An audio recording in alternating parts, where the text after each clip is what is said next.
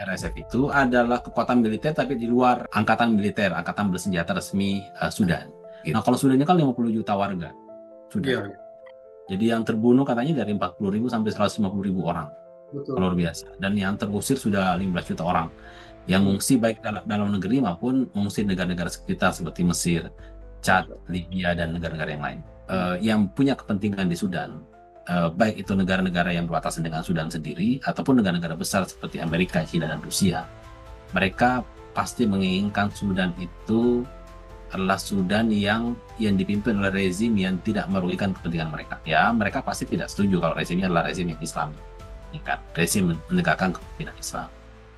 Ya, rezim yang mereka dukung adalah rezim yang sekuler, rezim yang mau berkompromi dengan Barat, dan rezim yang mau berkompromi dengan Israel. Sehingga Israel pasti akan main di situ, Amerika akan main di situ dan memastikan setiap yang memimpin di Sudan itu atau pemimpin di Sudan adalah pemimpin yang tidak anti Amerika, tidak anti Israel. Ya, jadikan Islam sebagai cara pandang dan jadikan Islam sebagai solusi, dan mari kita memperjuangkan Islam secara bersama-sama. Semoga kekuasaan Islam tegak kembali, kekuatan Islam tegak kembali, kaum muslimin bersatu kembali, dan kita bisa bersama-sama mencegah berbagai permasalahan-permasalahan yang terjadi di dunia Islam dan mencegah berbagai intervensi-intervensi asing yang menguasai kaum muslim.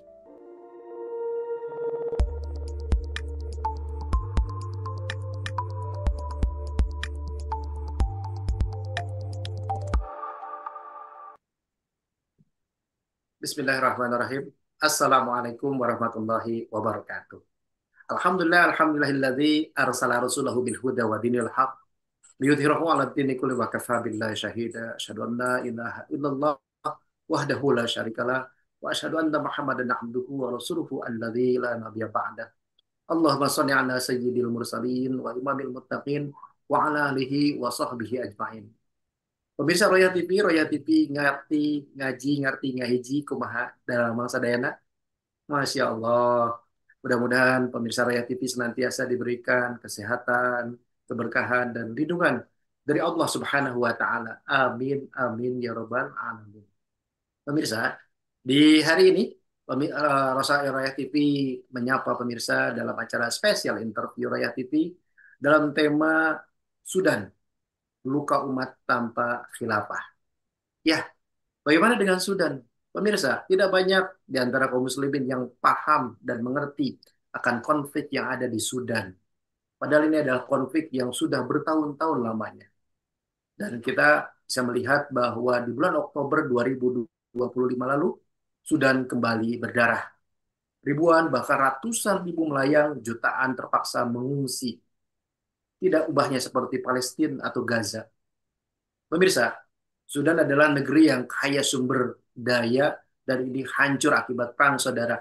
Antara dua orang jenderal di sana di situ ada Abdul Fattah Al-Burhan dan juga Hameti dari pasukan RSF.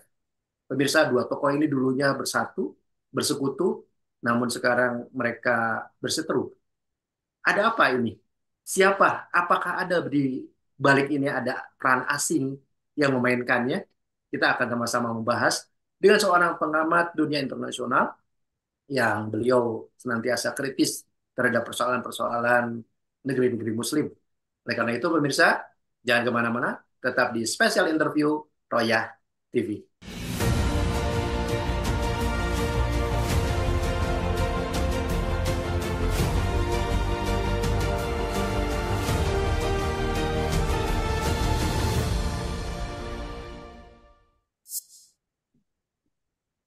Baik, pemirsa Royal TV, ngaji, ngerti, ngaji. Jangan lupa like, comment, dan share. Di hari ini saya Royal TV, sedang eh, mengadakan acara spesial interview Royal TV dalam tema Sudan, luka tanpa khilafah, luka umat tanpa khilafah.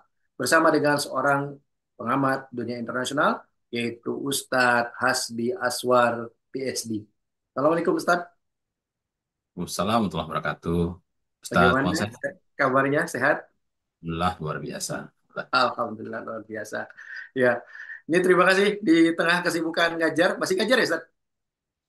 Sekarang kondisi lagi ujian mahasiswa. Lagi ujian. Lagi istirahat ngajar, tapi yang lain tetap sibuk. Luar biasa, luar biasa. Baik, Ustaz. Ini ada yang menarik di persoalan dunia negeri kaum muslimin yang kita lihat, yaitu tentang Sudan, Ustaz.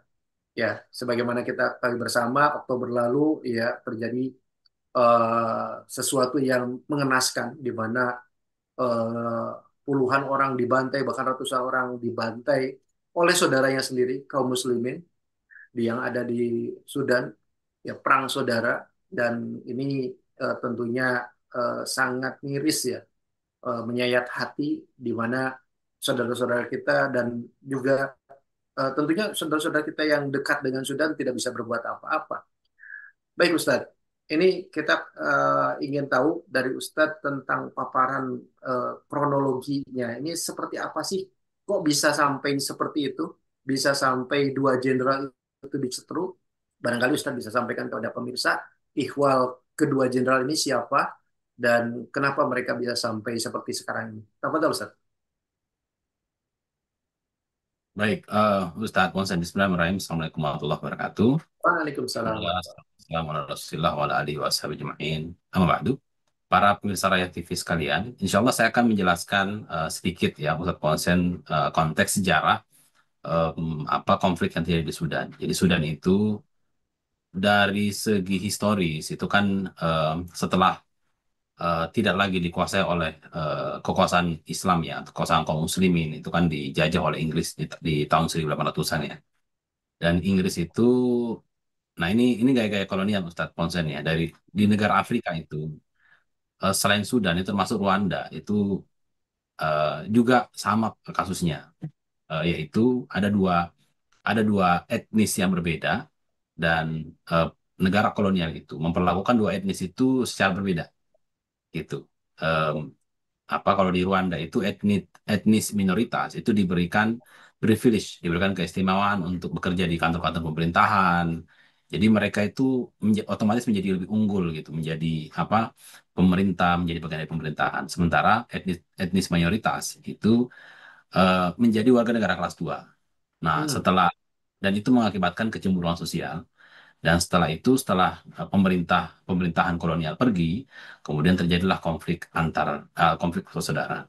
Itu di Rwanda sampai dibuatkan film ya, Hotel Rwanda tahun 1994 antara suku Hutu dan Tutsi gitu. Itu salah satu cerita negara Afrika. Di Sudan juga sama, Ustaz Ponsen. hmm, Sudan itu kan secara geografis ada Sudan Selatan dan Utara ya. Sudan Selatan itu mayoritas non-Muslim, Kristen, ya. Sementara di Sudan Utara itu mayoritas Muslim, Arab itu. Dan Inggris itu waktu menjajah Sudan itu memberikan privilege atau keistimewaan buat etnis Arab, ya kan. Sampai akhirnya Sudan kemudian merdeka dan setelah Sudan merdeka tahun 1950-an ya, Sudan merdeka dan kemudian setelah itu otomatis kan yang berkuasa adalah Arab gitu. Dan Arab, karena sudah lebih dulu dibina oleh Inggris, sudah diberikan keistimewaan oleh Inggris, sehingga mereka menguasai aspek ekonomi, pemerintahan, administrasi, dan lain-lain. Itu yang ya, mengakibatkan terjadi kecemburuan sosial dari rakyat di Sudan Selatan, Ustadz Ponsen. Sehingga kemudian muncullah gerakan perlawanan di Sudan Selatan yang menuntut eh, apa namanya, menuntut kesetaraan gitu ya. yang sampai pada akhirnya mereka bersepakat ya setelah perang tahun 1955 sampai tahun 2011. Jadi sejak Sudan merdeka itu kan konflik terus-menerus terjadi antara Sudan Utara dan Sudan Selatan dan sampai akhirnya terjadi referendum 2011 dan kemudian setelah itu Sudan Selatan merdeka dari Sudan Utara gitu. Dan kenapa itu terjadi? Ini adalah warisan dari kolonial sebenarnya ya, warisan dari kolonial Inggris di mana Inggris itu memperlakukan Sudan Utara dan Selatan, dua etnis yang berbeda ini dengan cara yang tidak adil. Hmm, Dan ternyata setelah Sudan merdeka kan em, kelihatannya tidak ada upaya melangkah kepada kebijakan yang lebih setara ya. Jadi kecemburuan sosial sudah sangat mendalam dari Sudan Selatan. Ditambah lagi kecemburuan sosial Sudan Selatan itu didukung oleh kepentingan-kepentingan asing, Ustaz Ponsen ya. Yes. Khususnya kepentingan Israel misalnya. Kepentingan Hmm. Israel, kepentingan Amerika Serikat. Di Sudan Selatan itu kan gerakan apa namanya gerakan perjuangan pembebasan atau istilahnya itu Sudan People Liberation Army SPLA atau SPLM ya. Sudan People Liberation Movement yang didirikan oleh John Garang itu tahun 1980-an. Ternyata itu kan disupport oleh Israel, itu difasilitasi oleh Israel. Dan salah satu hal yang membuat mereka semakin benci dengan Sudan Utara itu kan karena ini di bawah pemerintahan Omar al-Bashir itu kan Sudan lebih ketat menerapkan syariat Islam dan lain-lain dan itu membuat Sudan Selatan menjadi semakin marah, semakin tidak setuju dan Sudan Selatan punya kepentingan yang sama dengan Israel. Kenapa? Karena Sudan Utara itu kan tidak sekedar menerapkan syariat Islam ya, berupaya untuk menerapkan syariat Islam tapi juga menjadi lahan potensial bagi gerakan-gerakan jihad gitu. Utamanya gerakan jihad di wilayah Timur Tengah termasuk Palestina. Jadi selama ini itu di bawah kekuasaan Umar al-Bashir itu para pejuang di Palestina termasuk bahkan Hamas ya, bahkan termasuk Osama bin Laden itu pernah mendapatkan perlindungan di Sudan. Dan kabarnya berbagai penyelundupan senjata yang masuk ke Gaza itu salah satu sumbernya itu melalui Sudan. Sudan ke Gunung Sinai, Mesir, kemudian masuk ke terowongan, masuk ke Gaza. Dan sumbernya bukan hanya di Sudan, bukan hanya dari Sudannya, tapi juga dari Iran. Jadi Iran itu menyelundupkan senjata melalui Sudan, Sudan masuk ke Mesir melalui Gunung Sinai, dan Gunung Sinai masuk ke Gaza. Dan itu yang tidak dihendaki oleh Israel, sehingga Israel itu eh, mendukung upaya perlawanan Sudan Selatan, termasuk juga Amerika Serikat sebenarnya bermain di situ ya, mendukung perlawanan Sudan Selatan sampai akhirnya Sudan Selatan merdeka di tahun 2011. Dan setelah itu kan Sudan Selatan punya hubungan baik dengan Israel gitu. Nah, itu sampai 2011 tuh konsen ya. Dan setelah itu kemudian karena kondisi dalam negeri yang semakin bergejolak, semakin buruk ya, otoritarianisme Omar al-Bashir, dan kemudian terjadi pemberontakan-pemberontakan kan. Kemudian muncullah milisi Janjaweed tahun 2003 ya. Waktu itu juga kemudian berubah menjadi RSF 2013 itu kan ini adalah cerita yang lain lagi. Jadi ada banyak konflik sebenarnya. Ada Oh. konflik antara Sudan Selatan dan Sudan Utara. Hmm. Ada juga konflik Darfur, ya kan? Itu jadi di Darfur. tahun 2003 gitu. Karena ada pemberontakan. Darfur itu, oh, bentar, Ustaz. Darfur itu di posisinya di sebelah barat Sudan Utara ya. Iya, betul. Di Hmm. Darfur itu ada di- jadi di jadi ada kesan ini walau alam ya. Saya juga belum meneliti secara mendalam konsen, tapi ada kesan bahwa eh, rezim di Sudan itu lebih mengutamakan Arab itu. Sementara ada etnis-etnis non Arab yang lain merasa tidak mendapatkan kesempatan yang sama sehingga mereka melakukan pemberontakan Oke. gitu. Dan em, disitulah kemudian Presiden Omar al-Bashir kan membentuk milisi Janjaweed, milisi Arab gitu kan, untuk membasmi para pemberontak. Dan kabarnya juga ada banyak eh, pelanggaran-pelanggaran terhadap hak asasi manusia, pemerkosaan dan lain-lain gitu. Dan Janjaweed inilah yang tahun 2013 diubah oleh Umar al-Bashir menjadi RSF. Ya kan, dan Hmm. RSF itu adalah apa namanya? Dia adalah kekuatan militer tapi di luar di luar angkatan militer, angkatan bersenjata resmi Sudan gitu. Yang Ya. dipimpin oleh Jenderal Muhammad Hamdan Dagalo atau Hemeti ya. Hmm. Dan ini sebenarnya adalah ini adalah kelompok milisi yang dibentuk oleh siapa namanya? Oleh Presiden Omar al-Bashir sebenarnya untuk membantu memberantas para para pemberontak waktu itu sekitar tahun 2003. Tapi kemudian tidak dibubarkan, ternyata tetap dipertahankan dan kemudian berubah nama menjadi RSF, ya kan Rapid Sudan Force. Nah, tapi kemudian tahun 2018 kedua kelompok militer ini itu bekerja sama sebenarnya untuk mendukung pada saat Omar al-Bashir itu dijatuhkan kan dalam dalam demonstrasi besar tahun 2018 kan. Hmm. Itu kemudian em, setelah itu kan ada upaya untuk membangun Sudan menjadi negara yang lebih demokratis dan kemudian dipimpin oleh sipil kan. Dipimpin oleh sipil. Waktu itu kalau tidak salah namanya Abdullah Handuk ya, yang menjadi pemimpin sipil pertama. Itu sekitar 2019 dan setelah itu pula 2019 itu kan era-era ini Ustaz Konsen. era di mana Trump itu mulai melakukan pendekatan dan tekanan kepada negara-negara Timur Tengah dan termasuk Afrika Utara untuk melakukan normalisasi dengan Israel, ya kan? Nah, termasuk Sudan ini, Sudan juga ditekan. Dan Sudan diiming-iming kalau Sudan mau melakukan normalisasi, maka status Sudan sebagai negara pendukung terorisme akan dicabut oleh Amerika Serikat, ya kan? Karena selama ini Sudan masuk dalam kategori negara state sponsor terrorism, Hmm. eh, state sponsor SPT. Ini sama dengan Iran lah ya waktu itu, sama dengan Libya pernah pernah diperlakukan seperti itu. Kenapa? Kenapa Sudan diberikan label itu? Karena Sudan ya selama ini dianggap sebagai apa penyedia atau pensuplai senjata dan dukungan terhadap kelompok-kelompok jihad. Kalau dalam perspektif Amerika dan Israel, kelompok teroris ya, termasuk Hamas gitu, termasuk Hamas, Al-Qaeda dan macam-macam. Nah, Abdullah Hamdok ini sebagai Perdana Menteri sipil itu tidak mau membuka hubungan dengan Israel, Hmm. ya kan? Akan tapi dua jenderal besar tadi yang memimpin SAF tadi ya, Sudan Armed Force yang siapa namanya tadi, yang Burhan tadi, Ya, Burhan. Jenderal Abdul Fattah al-Burhan, Ya. termasuk Jenderal Muhammad Hamdan Dagalo atau Hemeti RSF, itu sebenarnya dua-duanya ini itu sebenarnya pengen atau mereka tuh eh, pengen punya dan setuju dengan permintaan Amerika untuk membuka hubungan dengan Israel sebenarnya. Cuman Ya. Abdullah Hamdok tidak setuju.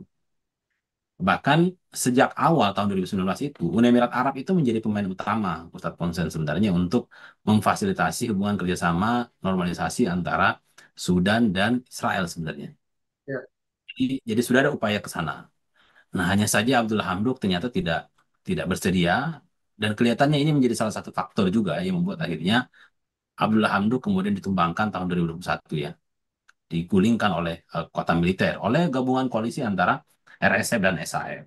Nah, Hmm. cuman kemudian yang menjadi problem gini Ustadz Ponsen ya, RSF ini kan sudah lama sejak ini kan anak emasnya lah, bisa dikatakan anak emas dari Omar Al-Bashir ya.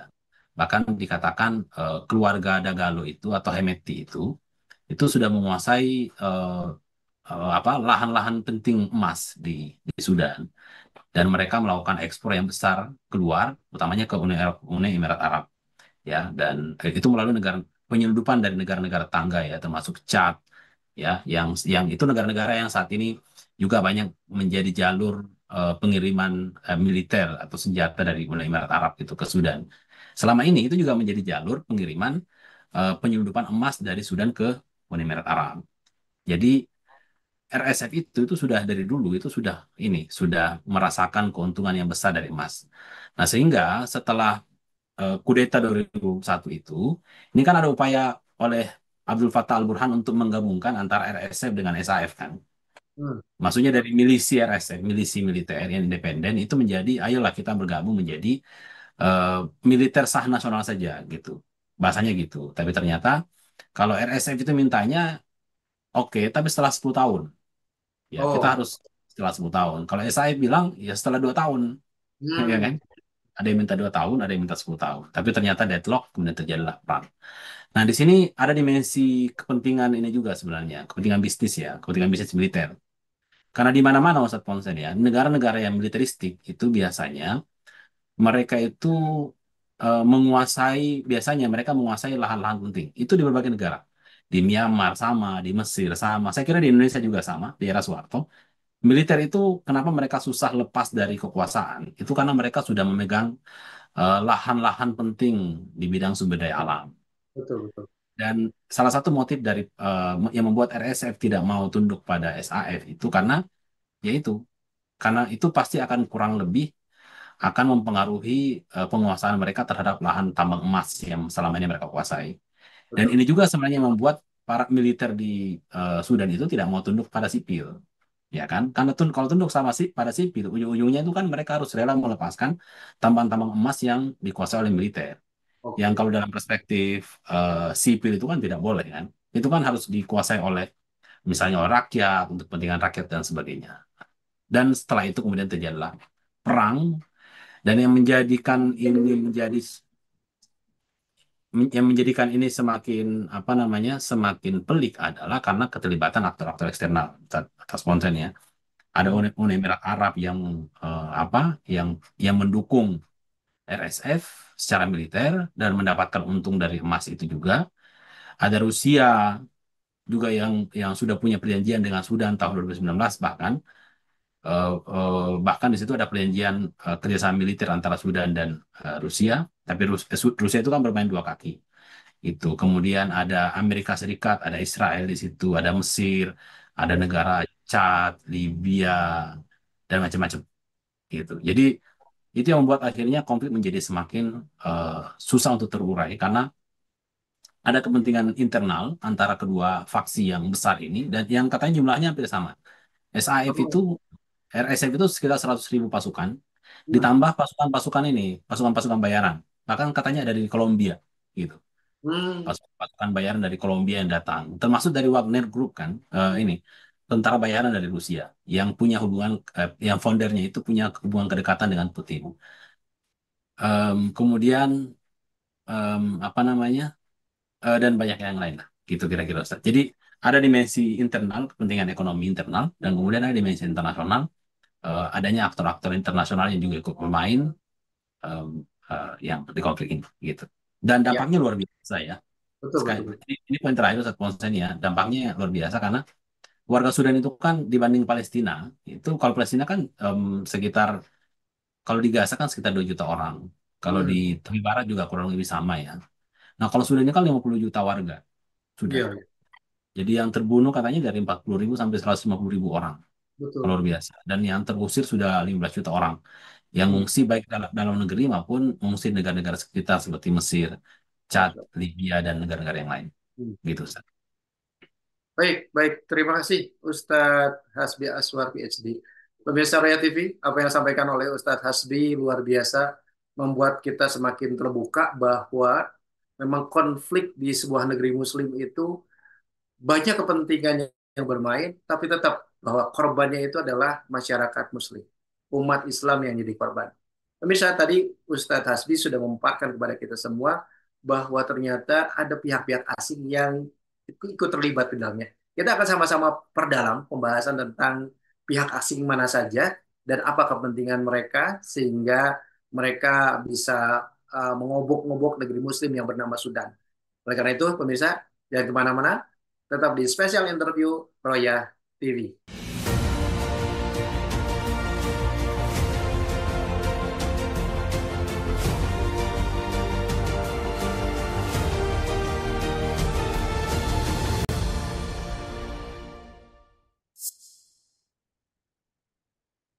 Baik, pemirsa Roya TV ngaji, ngerti, ngaji, jangan lupa like, comment, and share. Masih di acara spesial interview Roya TV dalam pembahasan Sudan, luka umat tanpa khilafah. Pemirsa, bersama dengan Ustadz Hasbi Aswar PhD, tadi kita sudah membahas tentang kenapa sih sampai ada konflik di Sudan, dan ternyata kita sudah punya sebuah informasi yang luar biasa, yaitu adanya dua kekuatan yang sama-sama Muslim, namun ternyata dua kekuatan itu akhirnya berseteru dan yang menjadi korban tentunya adalah kaum Muslimin yang ada di Sudan. Jutaan atau puluhan atau belasan juta kaum Muslimin harus mengungsi dari negerinya dan ratusan ribu orang harus kehilangan nyawanya dikarenakan konflik di antara dua kepentingan ini. Baik, kita akan sama-sama bahas dengan Ustadz Asbi Aswar. Kepentingan siapa sih yang membuat akhirnya terjadi konflik bersenjata di antara dua saudara yang ada di Sudan ini? Tak benar, Ustadz Hasbi Aswar. Uh, apa kalau kita coba petakan ini kira-kira negara-negara mana saja yang bermain di Sudan ini? Apa tahu Ustaz? Ya, Ustadz Ponsen. Jadi yang pertama tadi ada kepentingan domestik ya, Ustadz Ponsen ya. Seperti yang saya Betul. katakan tadi ya. Ada kepentingan untuk emas. Ternyata Sudan itu bukan hanya punya emas ya, dia punya em, uranium, dia Wih, punya tembaga gitu. sumber Eh, dayanya kaya ya Ustaz ya? kaya, betul. Itu dari segi sumber daya alam yang dimiliki ya. Tapi emas itu menjadi salah satu awalnya itu kan emas termasuk minyak ya. Cuma minyak itu kan yang dimiliki oleh Sudan Selatan. Ya. Nah, Sudan Selatan kan udah pecah dengan Sudan Utara. Jadi sekarang Sudan Selatan jadi menjadi penghasil minyak mayoritas akhirnya kan di wilayah Sudan itu. Dan kabarnya Cina itu punya eh, Cina menjadi salah satu investor besar di Sudan Selatan untuk minyaknya, Hmm, gitu. Kalau oke. Sudan Utara itu ya emas, dan emas itu ya ke Uni Emirat Arab ya, dan di melalui dan di Uni Emirat Arab itu katanya di istilahnya itu dibersihkan ya, emasnya dibersihkan ya, istilahnya kayak money laundry gitu Ustaz ya, Oh, dibersihkan gitu, dilegalisir dan kemudian dijual ke pasar dunia lah istilahnya gitu. hmm, Nah, jadi Uni Emirat Arab ini banyak mendapatkan untung dari emas itu. Em, dan selama ini memang Uni Emirat Arab itu punya hubungan dekat dengan RSF, Ustadz, ponsennya. hmm, Itu Uni Emirat Arab. Dan kita juga perlu tahu ya bahwa Uni Emirat Arab itu sekutu utama Amerika Serikat. Jadi saya kira eh, Amerika Serikat pasti tahu dan tidak mungkin Amerika Serikat diam saja terhadap apa yang terjadi. betul. Itu yang pertama. Yang kedua adalah ini kita bahas secara umum dulu ya. Misalnya di situ ada, jadi Sudan itu kan adalah negara yang berbatasan dengan beberapa eh, negara yang negara Muslim maupun negara yang Afrika yang lainnya. Di sebelah utara kan ada Libya, kemudian ada Mesir, di sebelah barat ada Chad, di sebelah selatan ada Ethiopia, Eritrea gitu kan. Di sebelah timur itu berbatasan dengan Laut Merah. Di sebelah Laut Merah itu kan ya ada Arab Saudi kan, Ya, ada Yaman gitu. Nah, Laut Merah ini Ustadz Bonsen itu kan adalah salah satu jalur perdagangan tersibuk dunia kan. Sekitar 30% perdagangan dunia itu melalui jalur Laut Merah. Nah, betul. Laut Merah ini kan negara-negara yang berbatasan dengan Laut Merah itu kan Sudan, kemudian Yaman, termasuk juga Arab Saudi kan. Dan itu adalah jalur yang menuju kepada terusan Suez. Ya, betul. Itu satu paket ya. Salah satu jalur tersibuk di dunia karena itu menghubungkan antara Eropa, Afrika, Timur Tengah sampai ke Asia Timur, gitu Hmm, kan. Termasuk juga jalur jalur transportasi minyak yang hmm, ngalir dari Teluk Persia kan, dari Selat Hormuz itu kan kalau mau ke Eropa yang melalui itu Laut Merah gitu. hmm, Ya, jadi Sudan, Yaman, Arab Saudi, Mesir itu satu paket dalam konteks Laut Merahnya. Jadi itu Sudan itu haruslah ini. Sudan itu dalam konteks negara-negara yang punya kepentingan di wilayah Laut Merah itu Sudan itu tidak boleh dalam kondisi yang merugikan, tidak boleh dalam kondisi yang membuat pelayaran di Laut Merah itu tidak stabil. hmm. Kenapa? Kita ambil contoh misalnya, tahun lalu itu Houthi itu kan banyak menyerang kapal-kapal yang berafiliasi Ya, dengan Israel di, betul. di Laut Merah kan, Ya, Houthi. Karena Houthi itu kan menguasai wilayah selatan Yaman. Nah, dan selatan Yaman itu berbatasan langsung dengan Laut Merah gitu. Apa yang terjadi? Itu beberapa kapal itu yang mau berlayar ke Eropa itu kan harus muter ke selatan, ke ya. mana? Ke Ujung selatan, ke sana. Afrika Selatan, ya kan?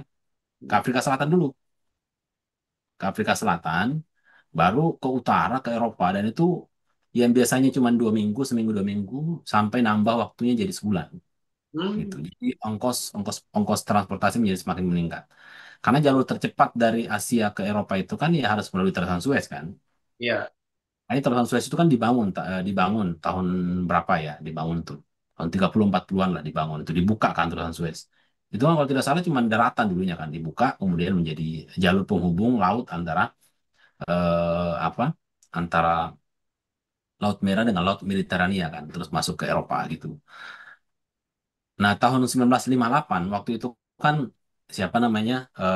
Presiden Jamal Abdel Nasser itu kan sempat menutup itu Terowongan Suez karena dia kan pemimpin yang sangat nasionalis anti Israel. Dan apa yang terjadi setelah dia nutup Terowongan Suez itu kan dibombardir sama Prancis dan Israel termasuk Inggris dibombardir dia. Gitu.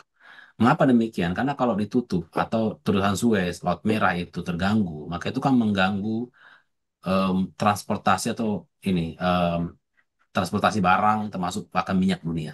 Jadi Ya. bisa krisis krisis global itu kalau terusan Suez Laut Merah bermasalah. Hmm. Nah, dan ini ada hubungannya dengan Sudan. Sehingga kalau dikatakan siapa yang punya kepentingan dengan Sudan, ya semua negara yang punya kepentingan dengan Laut Merah gitu. Oh, oke. Semua negara Eropa tentunya, termasuk juga Turki, termasuk juga Arab Saudi, termasuk juga Yaman, termasuk juga Mesir, Iran. Nah, itulah mengapa SAF itu kan didukung oleh siapa? SAF didukung oleh Iran, didukung oleh Turki, didukung oleh Mesir, didukung oleh Arab Saudi. Hmm, Kepentingannya apa? Kepentingan Laut Merah kan, termasuk transportasi minyak dan termasuk transportasi barang di Laut Merah. Karena SAF itu posisinya di mana? Dia kan yang menguasai pantai Sudan, ya kan, Ustaz? Di sebelah timur kan SAF itu, Sudan, dari Sudan ke tengah ke timur kan. Dan di sisi yang lain, SAF kan juga menguasai em, apa namanya Sungai Nil. Sungai Nil itu kan mengalir ke Mesir kan. Nah, kenapa Mesir itu juga mendukung SAF? Karena dia punya kepentingan Sungai Nil. Gitu. Nah, RSF ini itu didukung oleh negara-negara Afrika yang lain, seperti Chad, ya kan? Termasuk juga Libya. Kenapa? Karena ya wilayah Sudan Barat itu, barat ke utara ya, itu kan yang berbatasan dengan Libya, Chad, itu kan wilayah yang dikuasai oleh RSF. Dan wilayah itulah yang menjadi, termasuk Ethiopia ya, itu wilayah itulah yang menjadi jalur jalur transport ekspor minyaknya RSF ke wilayah Uni Eropa, Uni Emirat Arab, termasuk juga sebaliknya Uni Emirat Arab mengirimkan bantuan-bantuan militer ke RSF. Itu satu sih, itu peta kira-kira ya.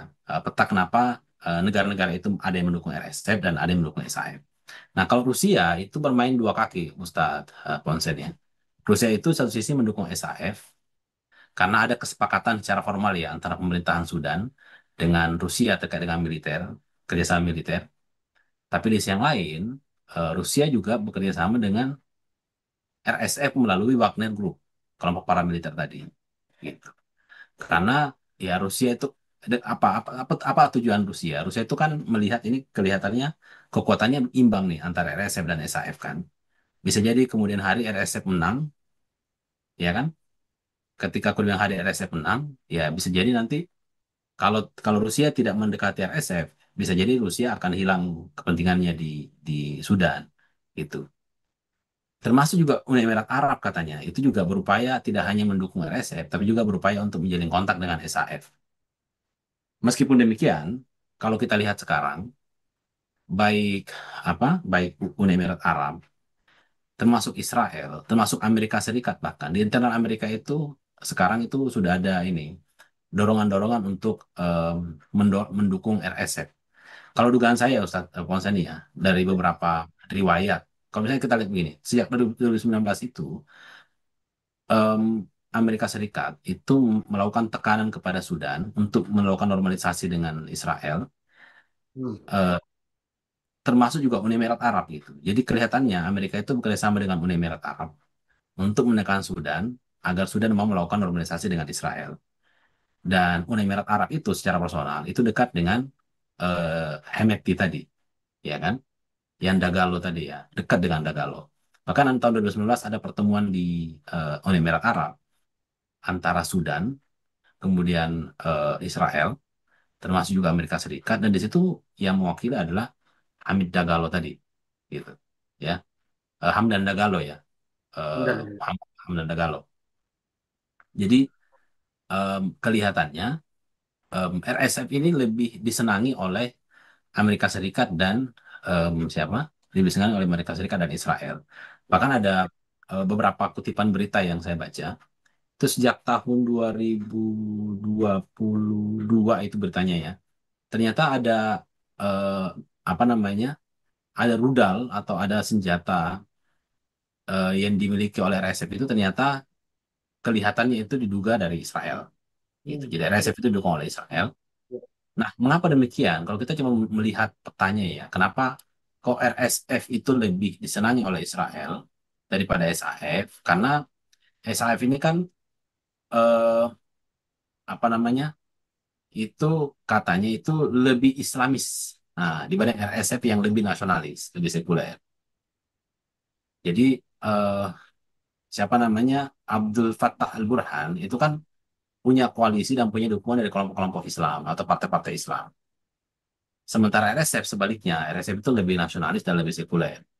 Nah, Israel itu dari dulu, dari sejak Omar Al-Bashir, itu memang agak agak trauma dengan apa gerakan-gerakan Islam di Sudan. Karena selama ini Sudan itu kan ini, seperti tadi yang kita jelaskan di awal, Sudan itu selalu menjadi tempat yang aman buat kelompok-kelompok perjuangan di Timur Tengah, khususnya Hamas ya, gitu. Bahkan aktivis-aktivis Hamas juga dilindungi di Sudan waktu itu. Kemudian bahkan Hamas katanya bahkan punya unit usaha di Sudan, investasi di Sudan. Bahkan Iran juga bebas untuk mengirimkan senjata ke Gaza melalui Sudan. Nah, siapa pemimpinnya? Pemimpinnya adalah pemimpin yang beragama syariah Islam kan, Umar al-Bashir gitu kan, yang punya semangat syariah lah istilahnya.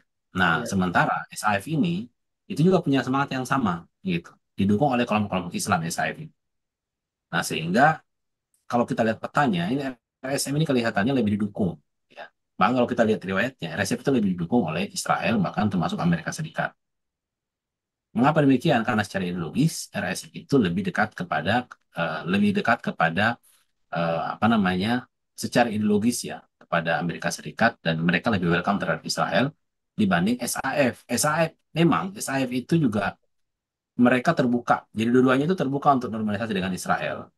Tapi adanya background kelompok-kelompok Islam di belakangnya itu berpotensi, walaupun ya mungkin dalam kacamata Israel dan Amerika, walaupun mungkin SAF itu melakukan normalisasi dengan Israel, SAF ya pemerintahan Sudan di bawah SAF melakukan normalisasi dengan Israel, tapi karena ada background Islamisnya dari SAF ini, bisa jadi Sudan akan tetap menjadi tempat yang baik, tempat yang nyaman untuk kelompok-kelompok perlawanan. Dan penyelundupan-penyelundupan senjata di Gaza itu akan terus-menerus terjadi melalui Sudan. Gitu. Nah, kelihatannya seperti itu, Ustadz konsen ya. Karena memang, sekali lagi, Sudan itu, selain tadi masalah Laut Merah, Sudan itu selama ini sering punya sejarah itu menjadi tempat dukungan dari kelompok-kelompok perlawanan khususnya di Palestina. Dan itu yang membuat nih, ini yang membuat kenapa Sudan Selatan itu dipisahkan, dipaksa berpisah dengan utara. Salah satu motifnya itu kan supaya Israel itu bisa memecah Sudan sehingga Sudan itu bisa semakin lemah gitu. Ya kan, termasuk juga Amerika Serikat. Karena Sudan itu punya giro Islam yang besar gitu kan, Hmm. dan dukungan terhadap Palestina sangat luar biasa. Sehingga ya Sudan harus dipecah.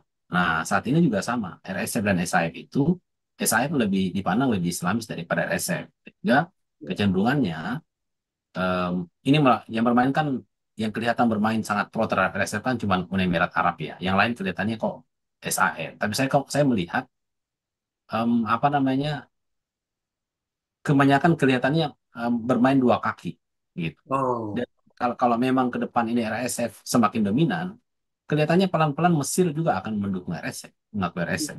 Arab Saudi akan mendukung RSF. Apalagi Amerika dan Israel itu kecenderungannya secara kepentingan itu sharing kepentingan dengan RSF. Secara ideologis itu bisa diandalkan, tidak berbahaya, dan sekarang mereka menjadi lebih kuat kan setelah kemarin, apa namanya, menguasai Al-Fasir itu ya, Ya. di, di wilayah Sudan. Itu Oke. Ustaz. Oke. Berarti kalau begitu konflik-konflik kepentingan yang ada di Sudan ini memang peran asing itu sangat kental ya Ustadz ya. Sehingga memang antara dua kubu ini eh, seperti dimainkan oleh asing itu. Saya dukung ini, saya dukung itu. Bahkan juga ada yang tadi dukung keduanya. Pokoknya siapa yang menang saya dukung. Apakah seperti Betul, itu? betul. Karena siapapun yang menang di Sudan itu kan akan menentukan peta politik di kawasan kan. Oh, oke. Nah, yang menang di Sudan kan akan bikin kebijakan. Misalnya kebijakan masalah tambang emas misalnya. Kalau misalnya SAF nih, SAF yang misalnya tiba-tiba berkuasa di Sudan, terus kemudian RSF kemudian dipaksa tunduk dan mengalah, otomatis kan, dominasi RSF terhadap emas dan ekspor emas itu pasti akan berubah kan, pertanyakan. Ya. Uni Emirat Arab mungkin tidak akan dapat lagi. SAF juga sebenarnya itu juga menambang emas. SAF juga menambang emas, cuman tidak banyak gitu katanya. Bahkan SAF itu malah ngirimnya ke Mesir gitu. Karena SAF kan sangat ini sama benci sama Uni Emirat Arab ya, karena dukungan terhadap RSF gitu. Nah, berarti kalau misalnya SAF yang menang, ya berarti kepentingannya Uni Emirat Arab misalnya, kepentingannya Israel mungkin akan rugi. Apalagi SAF itu dikabarkan punya afiliasi dengan kelompok-kelompok Islam ideologis atau Nah, Islamis. ya. Nah, berarti Sudan bisa jadi akan menjadi lebih Islami dan akan kembali menjadi, kalau dalam bahasanya Trump, ini tempat yang subur buat kelompok-kelompok teroris di Timur Hmm, Tengah. Nah, gitu. Jadi sangat-sangat kental nih. Jadi ini adalah perang domestik, tapi dimensinya itu dampaknya adalah internasional. ya, betul. Kalau SAF yang menang, ya Sudan mungkin akan mirip-mirip dengan Omar al-Bashir misalnya di era Omar al-Bashir ya, di mana Ya. kelompok penyelundupan senjata, di mana Iran, makanya Ustadz Konsen, Iran juga mendukung SAF nih. Hmm. Ini luar biasa kan? Yang mendukung SAF itu Arab Saudi, walaupun Arab Saudi tidak terlalu tidak mendeklar ya. Mesir, Ya. Turki, Iran itu mendukung SAF. Hmm. Gitu. Karena selama ini Iran punya hubungan baik dengan Sudan dan Iran itu bahkan sudah punya perjanjian dengan Sudan untuk ini, untuk membangun apa, memproduksi persenjataan untuk bisa bisa diekspor atau dikirimkan ke para pejuang di Palestina. Ya. Karena selama ini kan cuma diekspor dari Iran masuk ke Sudan kan. Tapi tapi agak ribet kan dari Iran ke Sudan. Ya udah didukung di Sudan bikin produksi senjata sendiri, kemudian dikirimkan ke Palestina. Nah kalau ternyata SAF yang menang, berarti kan kepentingan Sudan, kepentingan perlawanan, kepentingan kalau menurut perspektifnya Barat itu kepentingan apa, perlawanan terhadap Israel itu akan tetap ada dan berlanjut. Dan itu kan yang tidak diinginkan oleh Amerika dan Israel.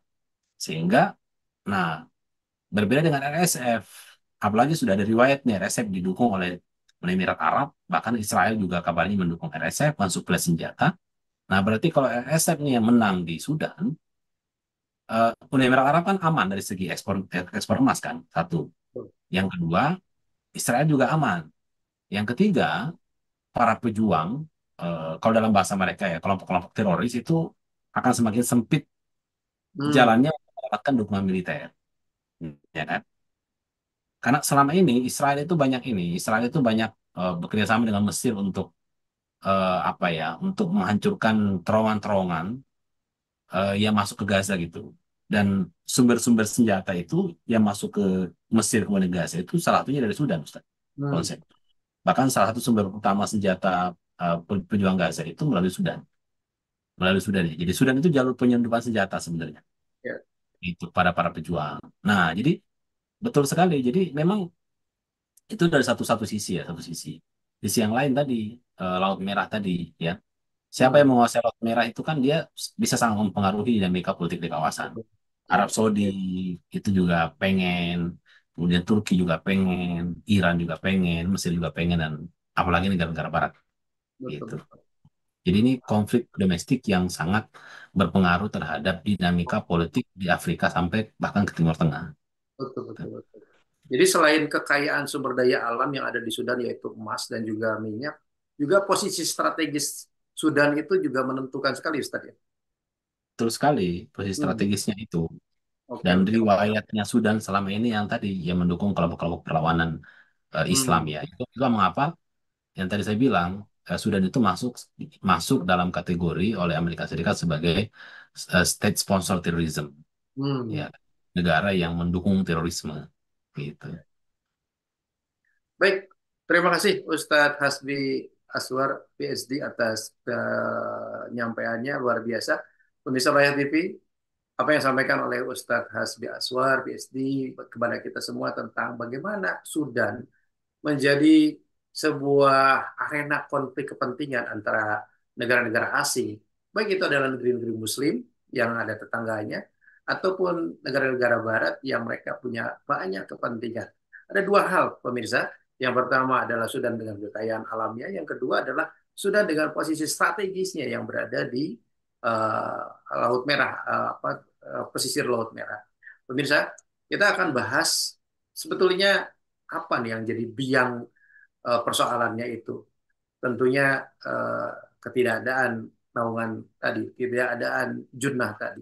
Sehingga apa akibatnya? Ketika konflik kepentingan itu berseteru, yang jadi korban adalah rakyat. Ratusan ribu orang meninggal dunia, jutaan masyarakat akhirnya harus mengungsi. Mana perlindungan bagi kaum muslimin? Oleh karena itu pemirsa, kita akan bahas di segmen yang ketiga. Jangan kemana-mana, tetap di spesial interview Royah TV.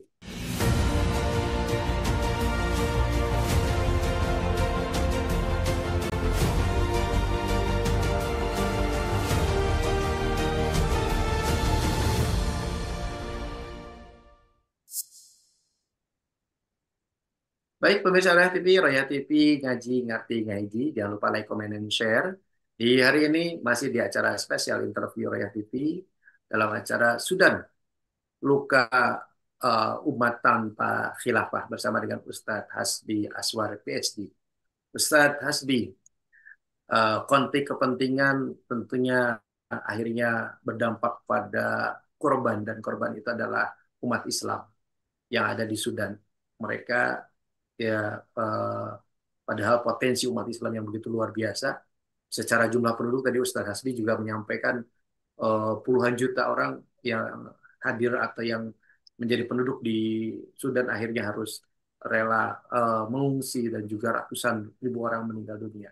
Ini Ustadz, faktor faktornya itu ketika tidak ada daulah khilafah maka tidak ada yang menaungi Sudan dan akhirnya konflik kepentingan pun Sudan seperti seperti apa ya seperti daging yang dijadikan rebutan oleh serigala gitu. Tak ada Ustaz untuk disampaikan kepada pemirsa Rakyat TV. Ya, Ustadz Ponsen, kita sebenarnya punya riwayat ya di era di tahun 1400-an itu pada saat Daulah Umayyah di Spanyol itu menjelang runtuhnya ya. Itu kan sebenarnya konflik antar saudara ya. Seingat saya itu konflik antar saudara yang mereka masing-masing memperebutkan kekuasaan di Spanyol gitu dan saudara-saudara dari satu sama lain itu kan mereka menjadi gubernur di berbagai wilayah di di Spanyol waktu itu dan karena mereka berebut kekuasaan kepemimpinan di Kesultanan Umayyah di Andalusia sampai akhirnya ada yang meminta bantuan ini dari pasukan Kristen di negara-negara sekitar. Niatnya mungkin untuk supaya dia bisa dapat bantuan mendapatkan kepemimpinan di Spanyol kan. Tapi ternyata itu menjadi jalan masuk buat eh, kaum salibis, gitu. Kaum salib untuk melakukan penghancuran dan penaklukan kepada wilayah kaum muslimin di Spanyol itu dan setelah itu terjadilah Reconquista, ya kan? Dan itu terjadi. Jadi umat Islam itu sengaja dibiarkan berkonflik dulu, berperang sampai capek, habis itu ditaklukkan semuanya, dihancurkan semuanya. Hmm. Nah, itu jadi pelajaran. Dan ada dua poin kan yang bisa kita lihat di sini. Yang pertama adalah ini sebenarnya bukan faktor utamanya bukan faktor eksternal kan, bukan Hmm. faktor adanya orang kafir yang menguasai kaum muslim. Ya, Tapi apa yang membuat orang kafir itu mudah masuk dan menguasai kita? ya. Faktornya berarti faktor internal kita, internal kaum muslimin yang tidak bersatu, yang lebih mengutamakan kepentingan duniawi sampai berebut tanah, berebut kekuasaan daripada kepentingan persaudaraan kaum muslimin. Nah, ini yang terjadi kan di banyak konflik atau di banyak peristiwa yang terjadi di kaum muslimin yang akhirnya membuat asing masuk itu kan gara-gara kita sibuk dengan perpecahan di antara kita. Betul, betul. Kita sibuk berpecah sehingga asing masuk tanpa kita sadari dan kemudian mereka pada akhirnya menguasai kita. Ya kan, Hmm. saya kira itu juga terjadi dalam sejarah Nusantara kan. Kita Betul. sibuk berperang satu sama lain, gotong-gotong satu sama lain, kemudian asing masuk dan menjajah kita. Nah, berarti solusinya apa? Solusinya adalah ya harus ada taubat massal ya, taubat nasuha di antara kaum muslimin. Kita harus kembali kepada arruju ilal haq ya, Masya Allah. kembali kepada kebenaran, kembali pada syariat Allah Subhanahu wa taala dengan cara apa? Bersatu. Waqtasimu bihablillahi jami'a wa la tafarraqu. Berpegang teguhlah kalian kepada tali agama Allah dan janganlah kalian bercerai-berai. Dan dalam sejarah Islam, persatuan itu diwujudkan dengan penyatuan kaum muslimin di bawah sebuah kekuasaan tunggal. Dan dalam sejarahnya kaum muslimin itu ketika di bawah kekuasaan tunggal, dibawa ke khalifahan, di bawah kepemimpinan khalifah, kaum muslimin akan terlindungi dan terjaga. Masya Tapi Allah. sejarah juga ternyata bisa membuktikan, sejarah juga menunjukkan kepada kita, ketika khilafah terpecah belah, atau ketika kaum muslimin itu berlepas diri dari khilafah, maka pada saat itu kaum muslimin itu gampang dicaplokkan dan dikuasai. Betul. Nah, ada sejarah lain yang kita bisa baca, Ustaz Ponsadi. Gaza Palestina itu kan ini kan sebenarnya penjajahan penjajahan yang kedua kalinya. Penjajahan pertama itu kan di tahun 1087 pada saat pasukan salib masuk dan kemudian menguasai wilayah Syam kan. Wilayah Palestina, Suriah dan Lebanon gitu. 1087 sampai 1180-an. Jadi hampir 100 tahun lamanya. Nah, kondisi apa yang membuat pasukan salib bisa mudah sekali menaklukkan kaum muslimin dan menguasai? Itu karena kaum muslim waktu itu terpecah belah.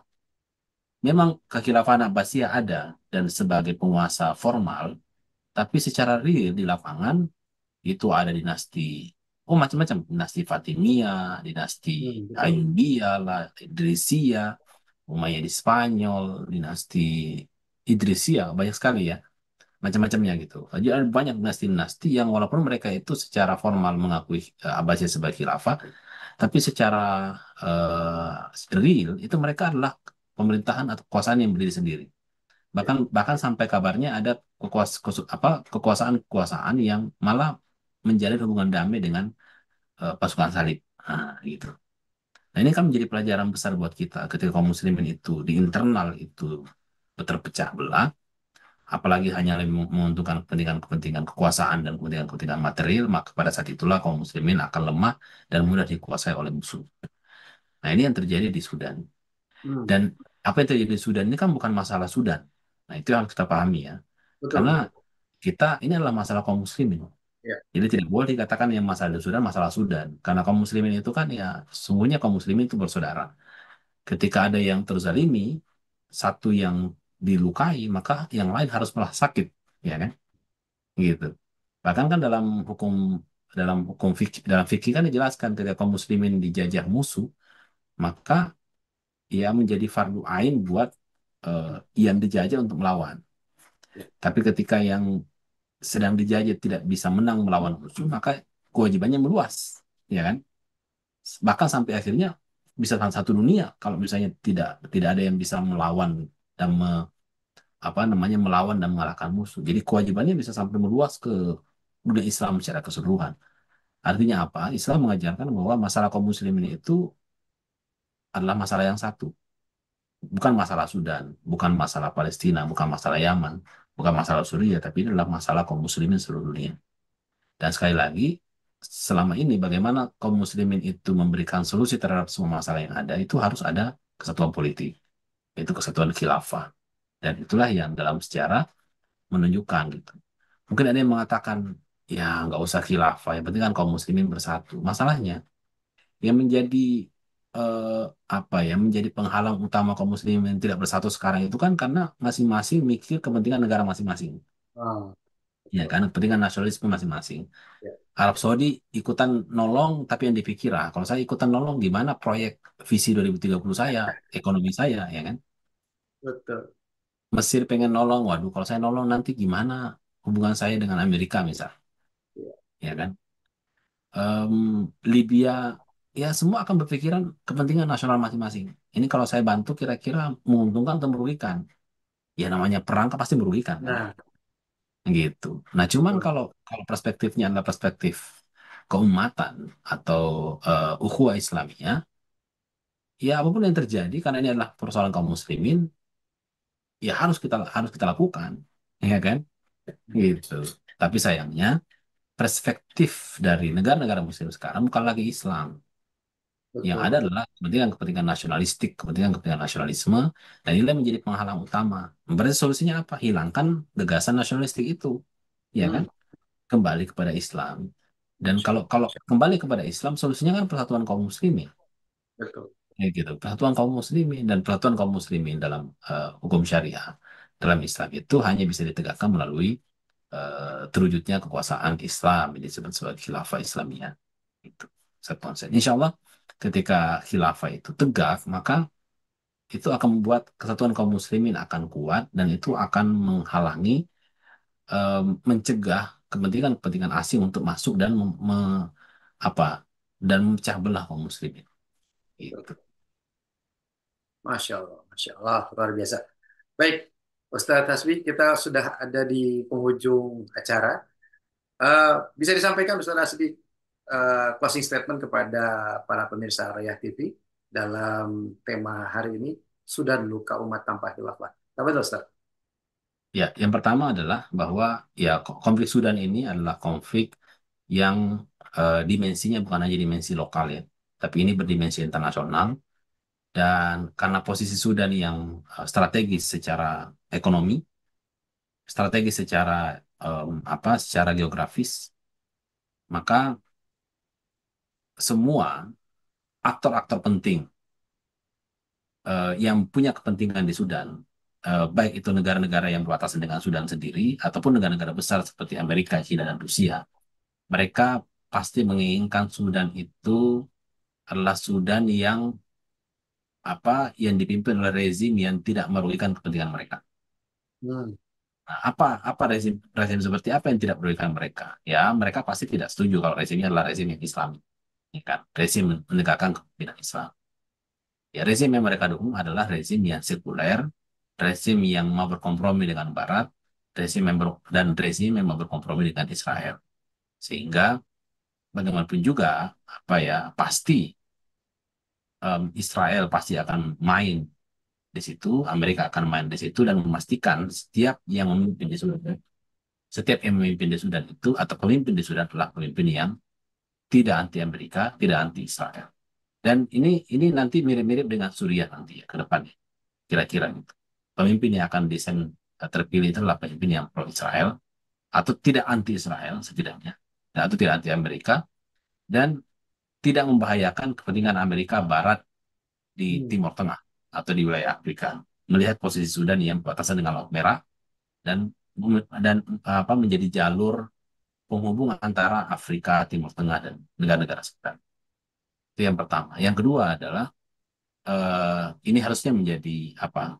Ini harus menjadi pelajaran besar buat kaum muslimin ya. Bahwa em, kita sebagai kaum muslimin itu harus menjadikan Islam sebagai cara pandang kita dalam melihat berbagai macam persoalan. Itu. Dan jangan cuma melihat melihat kepentingan-kepentingan ekonomi, kepentingan-kepentingan politik saja. Karena kalau cuma kepentingan ekonomi, kepentingan politik, maka itu akan sangat mudah disusupi oleh kepentingan-kepentingan asing. Dan biasanya di berbagai macam kasus, di berbagai macam sejarah, semua konflik-konflik yang terjadi, yang paling banyak diuntungkan itu adalah kepentingan-kepentingan asing. Dan yang paling banyak dirugikan adalah masyarakat sendiri, yang berperan sendiri dirugikan, perang saudara, termasuk masyarakat sendiri. Dan um, Nah, oleh karena itu, solusinya apa? Ya, solusinya adalah ya jadikan Islam sebagai cara pandang dan jadikan Islam sebagai solusi dan mari kita memperjuangkan Islam secara bersama-sama. Semoga kekuasaan Islam tegak kembali, kekuatan Islam tegak kembali, kaum muslimin bersatu kembali dan kita bisa bersama-sama mencegah berbagai permasalahan-permasalahan yang terjadi di dunia Islam dan mencegah berbagai intervensi-intervensi asing yang menguasai kaum muslim. Demikian konsen dan para pemirsa sekalian, mohon maaf atas segala kekurangan dalam diskusi hari ini. Insya Allah sampai ketemu di waktu yang lain. Tetap semangat, tetap berjuang. Assalamualaikum warahmatullahi wabarakatuh. Waalaikumsalam warahmatullahi wabarakatuh. Masya Allah, luar biasa. Pemirsa Roy TV, di acara kita dalam spesial interview dengan tema Sudan Luka Umat Tanpa Khilafah, sebagaimana tadi disampaikan oleh Ustadz Hasbi Aswar PhD, luar biasa. Ya, ini pemirsa materi daging semua nih pemirsa. Ya, coba di share pemirsa. Supaya apa? Supaya kita semua bisa menjadi bagian, ambil bagian dalam perjuangan ini, perjuangan untuk mencerdaskan umat sehingga umat akhirnya tidak tertipu lagi. Karena apa? Tipu daya orang-orang yang tidak suka dengan Islam itu wah luar biasa tipu dayanya ya pemirsa.